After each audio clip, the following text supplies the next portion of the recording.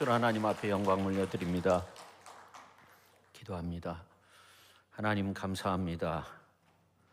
오늘 이렇게 우리가 함께 주님 전에 찾아 나왔습니다.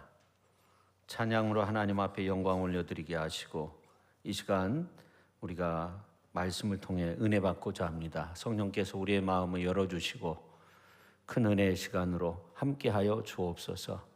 예수님의 거룩하신 이름으로 기도 올리옵나이다. 아멘. 이 세상 사람들을 보면 전부 다 좀 비슷하죠. 같은 모양으로 태어나고 울면서 태어나잖아요. 또 태어난 다음 무언가를 먹어야 이렇게 삽니다. 언젠가는 또 죽게 되죠. 겉으로 볼 때는 전부 다 비슷해 보이는데 사실은 그 내면을 보면 전혀 다릅니다. 같은 사람이 아무도 없어요. 감정이 다른 거죠. 어떤 분들은 기분 좋은 마음으로 예배를 드리는가 하면 걱정 속에서 예배를 드리는 경우도 있어요. 여러분, 예배 드릴 때 정말 편안한 마음으로 그렇게 모든 것들을 다 주님 앞에 내려놓고 그렇게 예배 드릴 수 있기를 주님의 이름으로 축원합니다. 각자의 감정이 다르다는 거예요. 또 각자의 생각이 좀 달라요. 제가 제자와 훈련을 한 적이 있는데 그 주일 설교에 대해서 함께 이야기를 나누었어요. 근데 똑같은 말씀을 들었는데 전부 다 은혜 받은 것이 달라요. 정말 깜짝 놀랐습니다. 생각이 다른 거예요. 그 다음에 각자의 세계관이 달라요.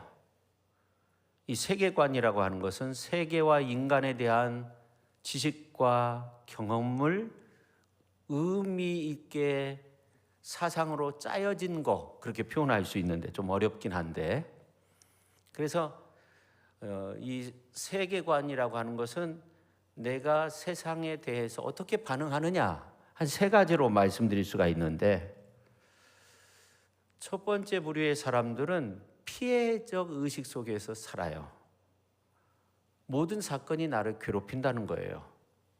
고달프다는 거죠. 피해의식, 원망의식 속에서 사는 사람도 정말 있어요. 근데 두 번째 부류의 사람은 경주의식, 성공해야 된다는 거예요. 과정도 중요한데 결과만 중요시하는 그런 사람들이 있어요. 셋째는 주도적입니다. 이거는 내가 리더가 되어야 한다고만 생각해요. 예수님은 섬기기 위해서 이 땅에 오셨는데 섬기려고 하지 않아요. 어떤 그런 유의 세계관이 있다는 겁니다. 근데 재밌는 것은 이 요나서를 보면 이 세 가지의 세계관이 다 포함되어 있어요. 인간의 가면이 다 드러나, 정말 가면을 벗은 채 그 인간의 모습이 드러나 있습니다.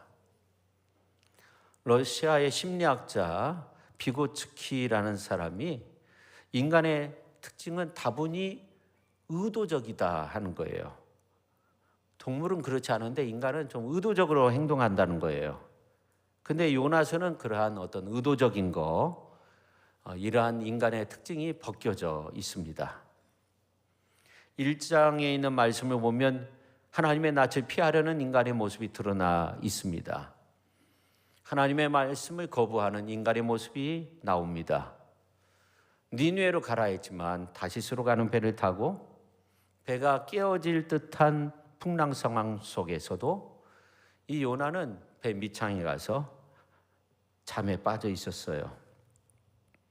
2장에 있는 말씀을 보면 인간의 아주 처절한 몸부림치는 그러한 기도의 모습이 나옵니다. 스올에 내려가면 깊은 탄식 속에서 그렇게 기도할 수밖에 없죠. 아주 적나라하게 기도하는 모습이 나오고, 또 3장에 있는 말씀을 보면 인간의 두려움이 드러납니다. 이 요나가 니느웨 성에 가서 원래는 사흘길을 가야 되는데 하루길만 가면서 40일이 지나면 니느웨 성이 무너진다는 그런 말을 해요. 니느웨 사람들이 어떻게 반응하느냐? 두려움 그 자체였습니다.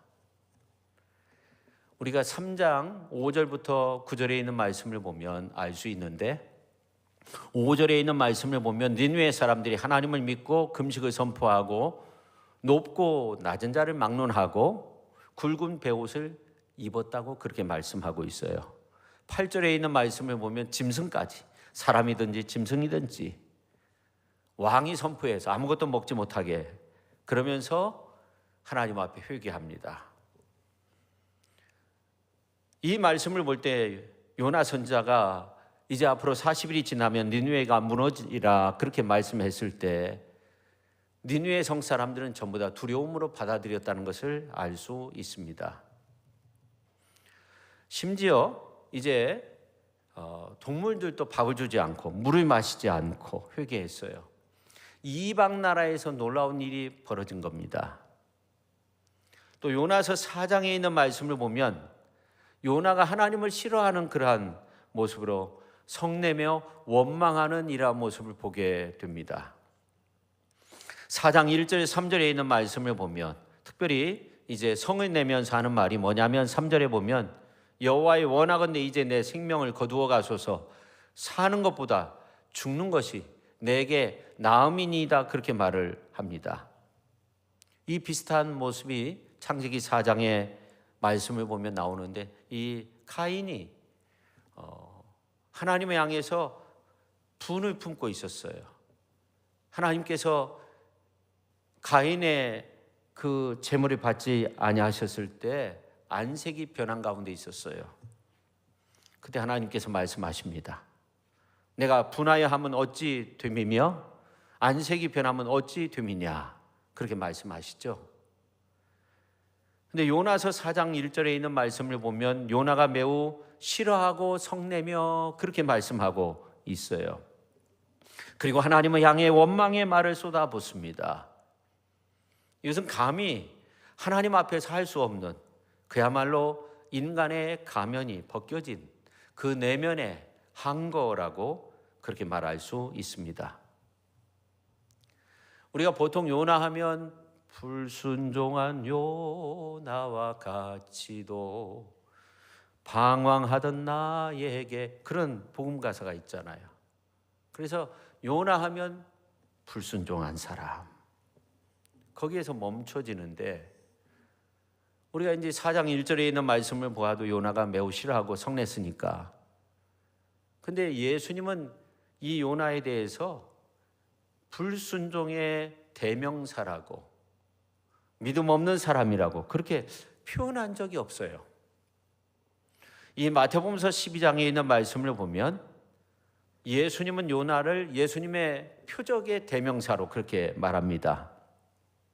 물고기 뱃속에서 회개하고 3일 만에 회생한 이 요나 선자의 전도를 받은 니느웨 성 사람들이 다 회개해서 구원받은 것처럼 예수님이 십자가상에서 죽으시고 3일 만에 부활하신 것을 믿지 못한 자들을 죄인으로 이제 니느웨 성 사람들이 단죄할 수밖에 없다 그렇게까지 말씀하셨어요. 그런 내용이 마태복음서 12장 41절에 나옵니다.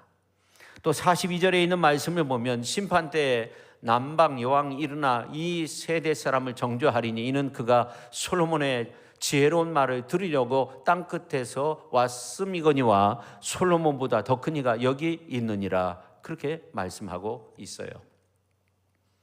요나 선지자 하면 정말 어떤 생각을 하냐면 이 사람이 어떻게 물고기 뱃속에서 다시금 살아날 수 있느냐 이런 생각을 해요. 근데 물고기가 30m 되는 그런 물고기도 있다고 하잖아요.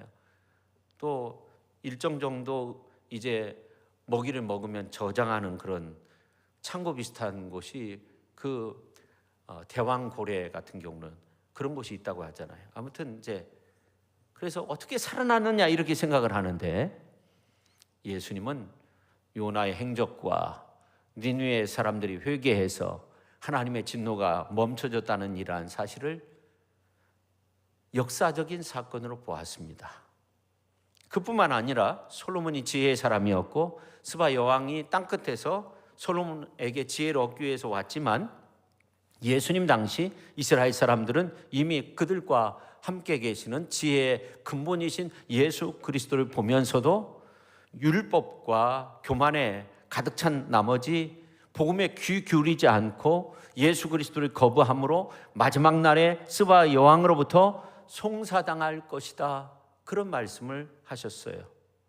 제가 왜 이러한 말씀을 드리냐면 우리는 이 요나서를 다시금 보아야 한다는 겁니다. 예수님이 표적 말씀하실 때마다 요나의 표적밖에 없다고 말씀하셨고, 심판 때에는 니느웨 사람들이 일어나 이 시대 사람들을 정죄한다고 했는데, 스올과 같은 물고기 배 속에서 사흘 동안 철저히 회개하고 다시금 재기했던 요나 선지자가 그야말로 회생하여서 니느웨에 가서 회개하라, 40일 이후에 이 성이 무너지리라 외쳤을 때 이제 니느웨 성 사람들이 다 회개하고 이제 새로운 사람이 되었는데, 이 요나야말로 분명한 굉장한 인물임에 틀림없다는 거죠. 그래서 우리는 이 요나서를 다시금 묵상해 보아야 한다는 겁니다. 근데 놀라운 것은 이 요나서에 있는 말씀을 보면 이 소망에 대한 말씀들이 많이 나온다는 거예요. 1장에 보면 소망의 이유가 나옵니다. 2장에 보면 소망의 기도가 나옵니다. 우리가 월상 예배를 통해서 이 소망의 기도에 대해서 살펴보았습니다. 3장에 있는 말씀을 보면 소망의 선포가 나옵니다. 4장에 보면 소망의 나라에 관한 그러한 말씀이 나옵니다. 오늘 이제 1장에 있는 말씀을 통해서 우리가 이 소망을 가져야 하는 이유, 소망의 이유에 대해서 살펴보았으면 좋겠어요. 요나가 여호와의 낯을 피하여 배를 타고 다시스로 도망치는 모습에서 우리 자신을 발견하고 하나님 안에서 우리가 복된 소망을 가져야 하는 그 이유를 발견할 수 있는 그러한 축복의 시간 될 수 있기를 예수님의 이름으로 축원합니다. 자, 첫째, 성도가 소망을 가져야 하는 이유는 하나님의 계획 안에 우리가 있다는 거예요. 어느 사냥꾼이 아들과 함께 사냥을 떠난 거예요. 숲속에서 갑작스런 폭우를 만나게 돼요. 날씨는 추운데 서둘러서 동굴을 찾아가지고 그 안으로 들어갔는데 너무나 어둡고 추운 거예요. 모닥불도 피울 수가 없었어요. 젖어서. 자, 이러한 가운데 아들은 두려운 마음이 있었어요. 아버지는 아들을 껴안고 얘야, 걱정하지 말아라. 하나님께서 우리를 위해 모든 것을 다 하시고 지켜주실 거야. 아들이 하는 말이 뭐냐면, 아빠, 오늘 우리는 사냥감도 잡지 못했고 쫄딱 젖어서 지금 추운 가운데 있어요. 근데 이 아빠는 이 아들을 감싸고 하나님 앞에 기도할 때 이 아들이 이제 잠에 빠지게 됐어요. 다음날 아침이 됐어요. 아주 밝은 그 햇살이 동굴 안으로 비출 때 아들이 깨서 이제 아빠와 함께 나가는데, 지난밤에 그 무서운 추억들을 떠오른 이 아들이 하는 말이 뭐냐면, 아빠가 기도하실 때 하나님은 도대체 뭘 하고 계셨어요? 그러니까 아버지가 하는 말이 뭐냐면, 손을 꼭 잡으면서 내 눈에 보이지 않니? 우리가 기도할 때 하나님은 아주 밝은 아침 햇살을 준비하셨어. 여러분, 어떤 절망과 또 허탈한 마음 속에 있을 때, 뭔가 잘못된 길을 걸을 때 야단치는 것이 아니라 정말 이 아버지와 같은 지혜로운 어떤 그 말 한마디가 그 자녀의 인생을 바꾸는 경우가 참 많이 있어요. 어쩌면 하나님은 그런 한마디의 격려의 말, 그런 한마디의 칭찬의 말을 통해서 역사하시는 하나님이신 것 같아요. 저는 그런 예를 정말 많이 보았어요.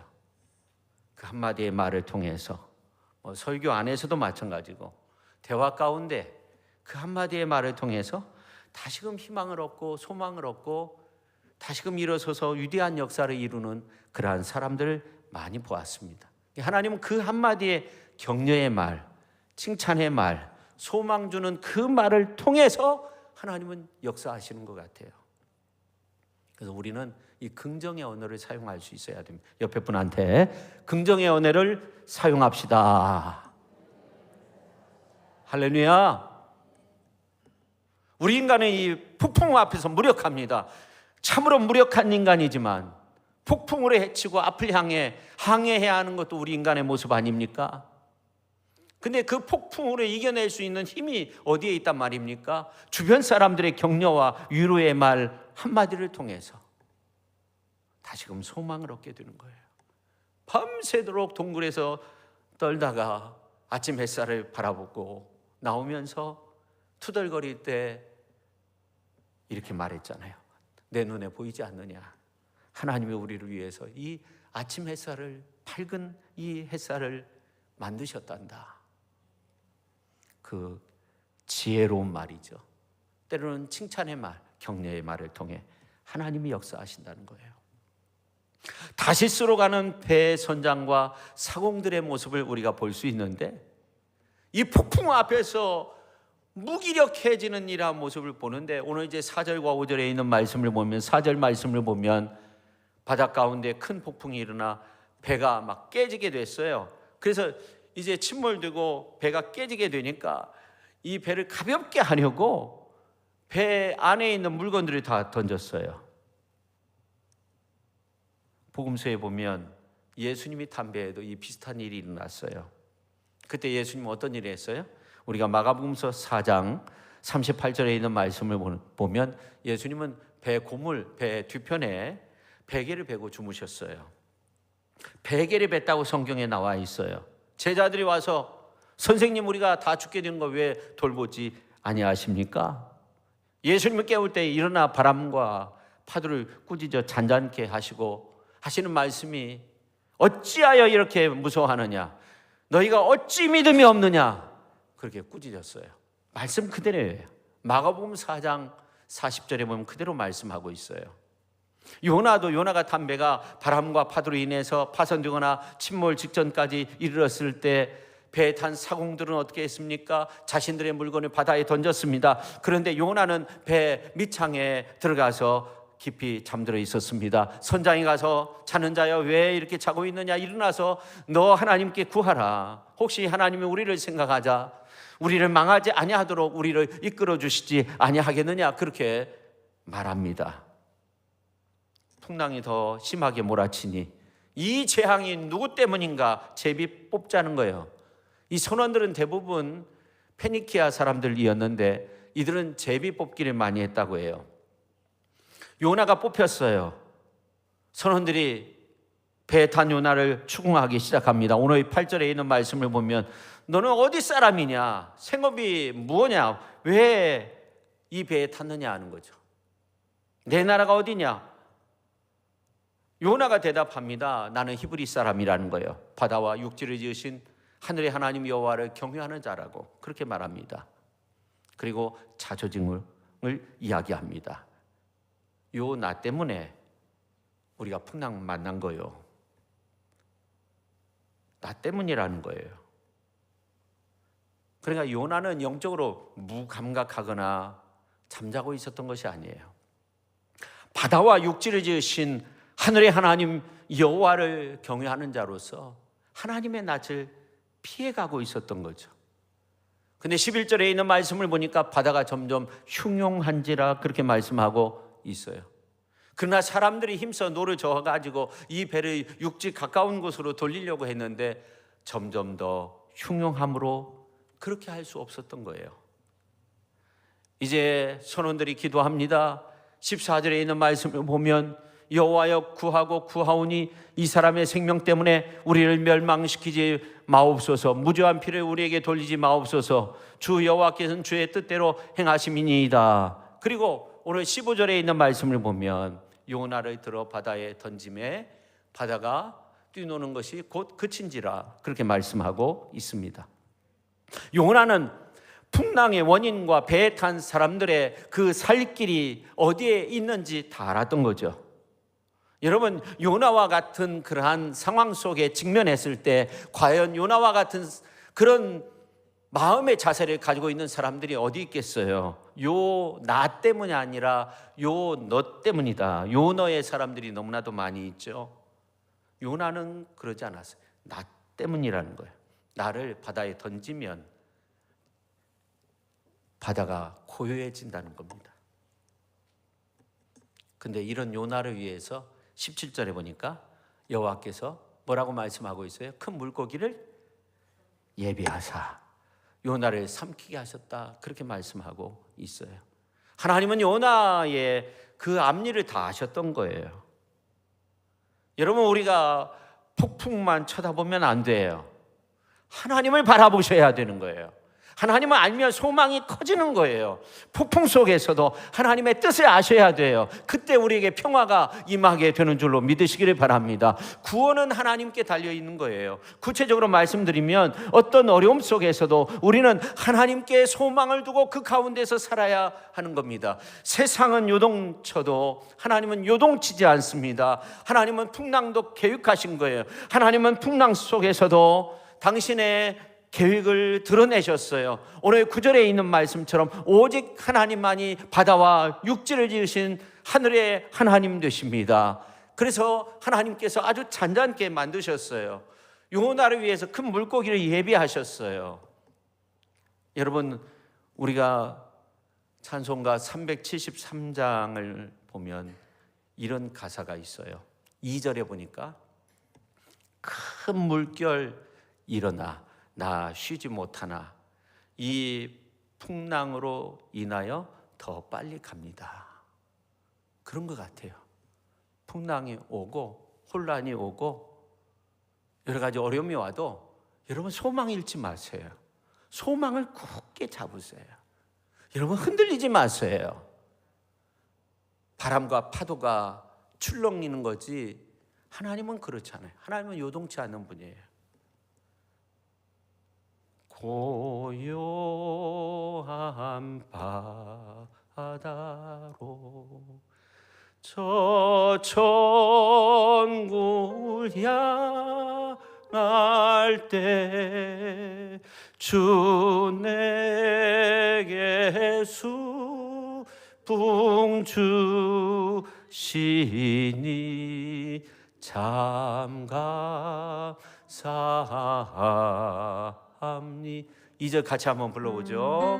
큰 물결 일어나 그 물결이 일어나 나 쉬지 못하나 이 풍랑으로 인하여 빨리 4절입니다. 이 세상 고락간 이 세상 고 크게 한번 불러보세요.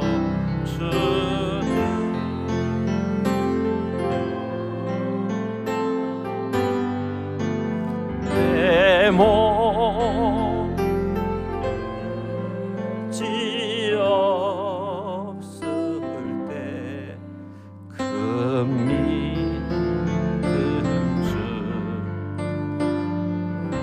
아멘. 여러분, 어떤 상황 속에서도 그냥 설레이는 마음으로 그렇게 하나님 바라보면 되는 거예요. 하나님이 또 어떤 일을 이루실 건가, 그런 믿음을 가지고 우리가 사는 거예요. 그 다음에 두 번째, 성도가 소망을 가져야 하는 이유, 하나님은 사랑의 하나님이 되신다는 거예요. 우리는 요나를 생각할 때 불순종한 요나만 생각하는데 사실은 우리 주님이 요나에 대해서 그렇게 평가하지 않았어요. 누가복음서 11장 30절에 있는 말씀을 보면 현대인의 성경으로 볼 때 니느웨 사람이 요나의 기적을 본 것처럼 나도 이 세대에게 그와 같은 기적을 보일 것이다, 그렇게 말씀하고 있어요. 예수님의 말씀은 요나에 대한 잘못을 지적하고 있는 것이 아닙니다. 심판하고 있는 것이 아닙니다. 칭찬하고 있는 겁니다. 자랑 삼아 비교해서 주님이 그 요나에 대해서 말씀하고 있는 것입니다. 요나의 모습을 통해서 자신의 뜻이 나타나기를 원하고 있는 겁니다. 그래서 요나의 표적밖에 없다고 그렇게 말씀하신 것입니다.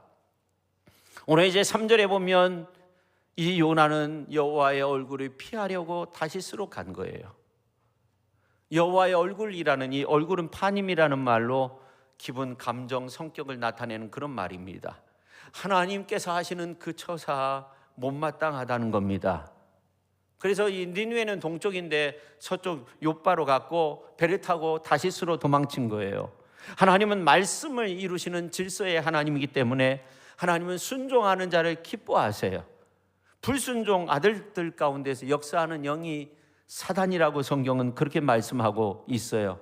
그러니까 불순종은 악한 마귀 사탄이 즐겁게 여기는 것이고 순종은 하나님께서 기쁘시게 여기는 거예요.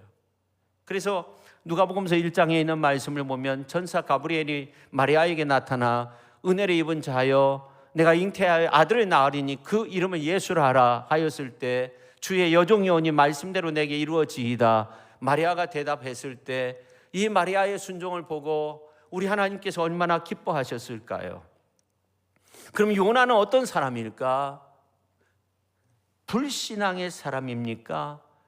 불신앙의 사람은 아니었어요. 폭풍 가운데서도 요나는 평안했어요. 잠들어 있었어요. 오늘 이제 9절 말씀을 보면 나는 하나님을 경외하는 자라고 바다와 육지를 지으신 하늘의 하나님 여호와를 경외하는 자라고 그렇게 말씀하고 있습니다. 불신의 사람이 아닙니다.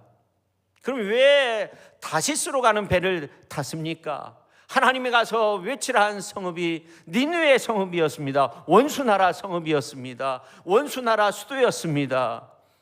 아수르 왕 산헤립이 쳐들어와가지고 히스기야 왕 때 18만 5천 군사가 쳐들어와가지고 어떻게 했어요? 다 그냥 정복하고 예루살렘 성을 포위하고 있을 때 편지를 보내요. 하나님을 조롱하는 그러한 편지를 히스기야 왕한테 보내니까 히스기야 왕이 그 편지를 가지고 성전에 올라가서 이사야 선지자와 함께 그 편지를 성전 안에 펴놓고 하나님 앞에 기도해요. 간절히 눈물로 기도했어요. 근데 하나님께서 응답해 주셨어요. 하룻밤 사이에 주의 천사를 동원해 가지고 아수르 군사 18만 5천 명을 송장이 되도록 그렇게 만들었어요. 아마 요나도 그런 마음이었던 것 같아요. 히스기야 왕이 경험했던 그 역사를 나도 보기를 원합니다. 그런 마음이었던 것 같아요. 근데 하나님이 아수르를 망하지 않게 하겠다는 거예요. 오늘 이제 2절 하반절에 있는 말씀을 보면 니느웨 사람들의 그 악독한 것들이 하나님께 상달되었음에도 불구하고 이제 망해야 하는 그 판국인데 너를 통해서 하나님의 말씀이 선포되어야 한다는 거예요. 어떻게 보면 망하게 되는 그 판국을 너를 통해서 바꿔야 되겠다는 거예요.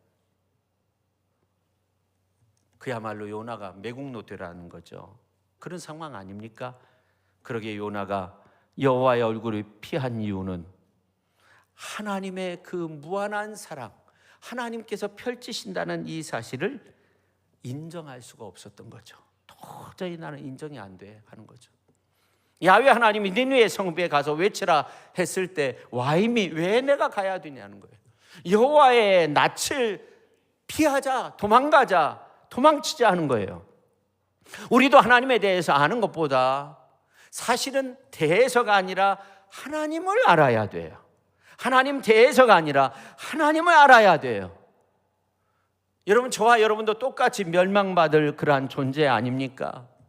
그러나 하나님이 독생자 예수 그리스도를 이 땅에 보내주셔서 우리를 구원시켜 하나님의 백성 삼아주셨어요. 구원받은 하나님의 백성 되게 하셨어요. 성도 여러분, 우리가 하나님을 알면 하나님의 사랑을 알아야 돼요. 하나님을 제대로 믿으면 하나님 사랑 안에서 사는 자가 되는 거예요. 하나님은 사랑이십니다. 하나님의 사랑 그 자체, 그 사랑을 알아야 돼요. 그래서 요나가 폭풍우 속에서 느낀 것은 선원들하고는 전혀 다른 거예요. 사랑이었다는 거예요. 폭풍이 대작하면 대작할수록 거부할 수 없는 그 하나님의 사랑의 현실이 이것이구나, 그렇게 느껴지는 거예요. 그리고 요나가 누굴 생각했을까요? 바로 나구나. 내가 해야 되는구나. 내가 니느웨 성에 가서 내가 외쳐야 되는구나. 내가 그들을 살려내야 되는구나. 욕쟁이 할멈 사투리로 하면 그 썩을 놈들, 왼수 같은 놈들 내가 살려야 되겠구나. 그런 거예요. 그런 걸 느끼는 거죠. 그래서 요나서 4장 1절 2절에 있는 말씀을 보면 니느웨 성에 대한 그 진노를 하나님께서 거두신 이후에 요나가 고백합니다. 그 내용이 이제 성경에 나와 있는데 재앙을 내리지 아니하시는 하나님이신 줄 내가 알았다. 3절에 2절에 그렇게 말씀하고 있어요. 그러니 요나는 어떻게 보면 이러지도 저러지도 못하는 가운데 있는 거예요. 엄청난 폭풍 속에서 떨지 않는 거예요. 배가 파손되고 막 대작하는 그 폭풍 속에서도 나를 들어 바다에 던지라 하는 거예요. 요나는 알았던 거예요. 하나님의 그 사랑이 무한하다는 것을. 내가 보여줄 표적은 요나의 표적밖에 없다고 말씀하신 예수님도 십자가가 다가올수록 담대했어요. 이 갈릴리에서 활동하다가 예루살렘 성 가까이 오니까 더 담대해. 더 빨리 가는 거예요. 더 예루살렘으로 더 빨리 가는 거예요. 고난이 예비되었고 십자가가 예비되었고 이제 십자가의 그 고난을 당하셔야 되는데 담대히 십자가를 향해서 나가는 거예요. 저는 오늘 예배드리는 우리 모두가 그런 그 사망 권세를 이기시고 우리에게 생명을 주신 그 하나님의 그 사랑, 우리가 그 사랑을 알아야 된다고 생각합니다. 여러분, 오늘 우리가 요나와 같이 그런 사명의 사람이 다시금 되기 위해서는요, 사랑의 하나님께 소망을 두어야 돼요. 같이 한번 합시다. 사랑의 하나님께 소망을 둡시다. 여러분, 하나님께 소망 두기 위해서는요, 하나님에 대해서 아는 것이 아니라 하나님을 알아야 돼요. 하나님을 알아야 돼요. 하나님이 사랑님을 알아야 돼요. 하나님의 사랑님을 알 때 소망을 둘 수 있는 거예요. 우리 자신도 과거에는 니느웨 같은 그러한 존재였습니다. 내가 하나님을 알 때 소망을 갖게 되는 거예요. 절망의 순간, 시험을 통과해야 되는 그 순간, 때로는 죽음 앞에 힘없이 마지막 숨을 내쉬어야 되는 그러한 순간, 숨을 거두는 그 순간에도 하나님의 무한한 그 사랑을 알기에, 하나님을 알기에 우리가 소망을 갖는 거예요. 나를 품어주시는 하나님, 나를 영원토록 하나님의 사랑에 품어주실 그 하나님을 알기에 우리가 소망을 갖게 되는 겁니다. 우리의 소망의 이유는 하나님은 사랑이시기 때문에 그렇습니다. 하나님의 사랑이 크기에 우리의 소망도 커요. 하나님의 사랑이 넘치기 때문에 우리의 소망도 넘쳐요. 하나님의 사랑이 무궁하기 때문에 우리의 소망도 무궁해요. 하나님이 사랑이시기 때문에 폭풍 가운데서도 나의 소망은 담대한 거예요. 여기에서 열이 되었다 생각하지 마세요. 아무도 그런 사람 없어요. 하나님이 니느웨 성 사람도 그렇게 사랑하셨는데 하물며 저와 여러분을 사랑하지 않겠습니까? 에베소서 4장 4절에 보면 몸이 하나요 성령도 한 분이시니 이와 같이 너희가 부르심의 한 소망 안에서 부르심을 받았다, 그렇게 말씀하고 있어요. 우리가 소망 안에서 한 소망을 가져야 된다는 거예요. 소망 안에서 하나가 되어야 한다는 거예요. 하나님 우리를 통해 놀라운 일을 계획하셨어요. 하나님 우리뿐만 아니라 한 사람 한 사람, 모든 사람을 통해 놀라운 소망의 이유를 갖기를 원하십니다. 우리가 소망을 가져야 할 이유, 하나님이 사랑이시기 때문에 하나님의 사랑 안에서 우리가 살아야 돼요. 소망이 하나님 안에서 그렇게 능력 있게 살 수 있는 저와 여러분 모두가 될 수 있기를 예수님의 이름으로 축원합니다. 기도하겠습니다. 하나님, 우리가 하나님에 대해서 하는 것이 아니라 하나님을 알게 해주시니 감사합니다. 우리가 소망 가질 수 있는 것은 하나님이 사랑이시기 때문에 우리가 소망을 가질 수 있습니다. 그런데 에베소서에 있는 말씀을 보니까 우리가 한 소망 안에서 부르심을 받았다고 했습니다. 우리 믿음의 공동체가 그리스도의 사랑 안에서 그리스도의 사랑의 띠로 하나 되게 하시고 한 소망 가운데 부름받은 자로서 소망의 하나님을 함께 믿고 의지하며 그렇게 아름답게 믿음의 길을 걷는 위대한 하나님의 사람들이 다 되게 하여 주옵소서. 예수님의 거룩하신 이름으로 기도 올리옵나이다. 아멘.